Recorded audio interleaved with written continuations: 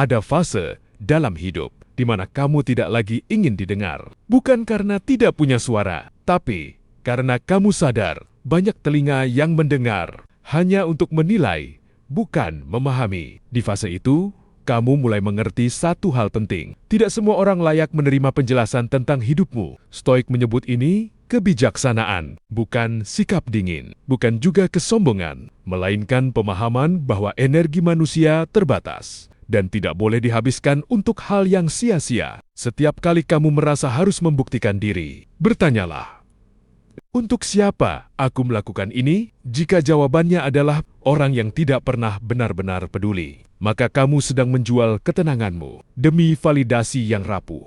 Orang yang meremehkanmu tidak sedang mencari kebenaran. Mereka mencari posisi lebih tinggi dengan membuatmu tampak lebih rendah. Dan semakin kamu menjelaskan, semakin mereka merasa punya kuasa atas hidupmu. Stoik memahami permainan ini, maka mereka memilih diam. Bukan karena kalah, tapi karena tidak ingin bermain di arena yang salah. Marcus Aurelius menulis, tidak perlu menjelaskan dirimu kepada siapapun. Perbuatanmu sudah cukup menjadi pembelaan. Namun dunia modern mengajarkan sebaliknya. Kita diajari untuk selalu merespons, membalas komentar, meluruskan opini, membuktikan bahwa kita benar. Padahal, setiap reaksi emosional adalah undangan bagi kekacauan. Semakin kamu bereaksi, semakin orang lain mengendalikan arah pikiranmu. Mereka menentukan apa yang kamu pikirkan, apa yang kamu rasakan, dan bahkan bagaimana kamu memandang dirimu sendiri. Stoik menyebut ini perbudakan halus. Kamu terlihat bebas, tapi pikiranmu diikat oleh penilaian orang lain. Kebebasan sejati bukan melakukan apa saja. Kebebasan sejati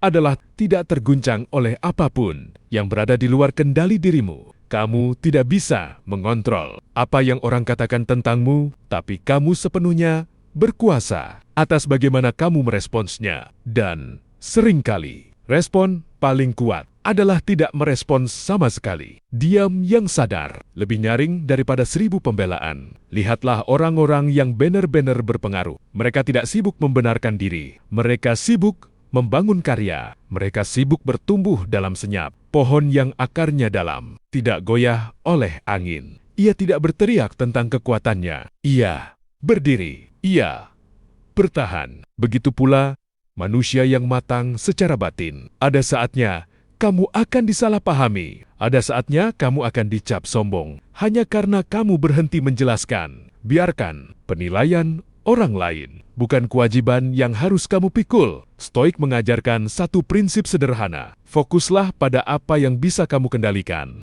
Karakter, pilihan, tindakan, bukan reputasi, bukan gosip, bukan opini sesaat. Reputasi hidup di luar dirimu, karakter hidup di dalam dirimu, dan hanya satu di antaranya yang benar-benar kamu miliki. Ketika kamu memilih menjaga karakter di atas citra, kamu sedang membangun kekuatan yang tidak bisa dirampas.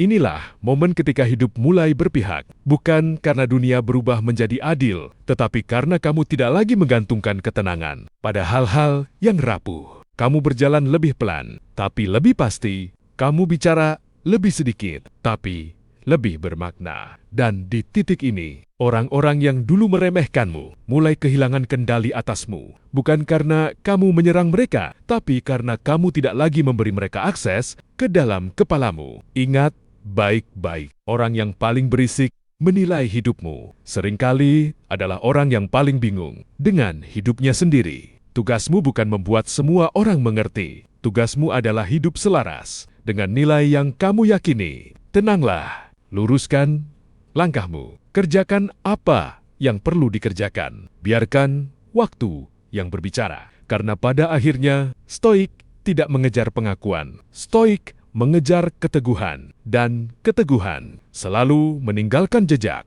meski berjalan dalam diam.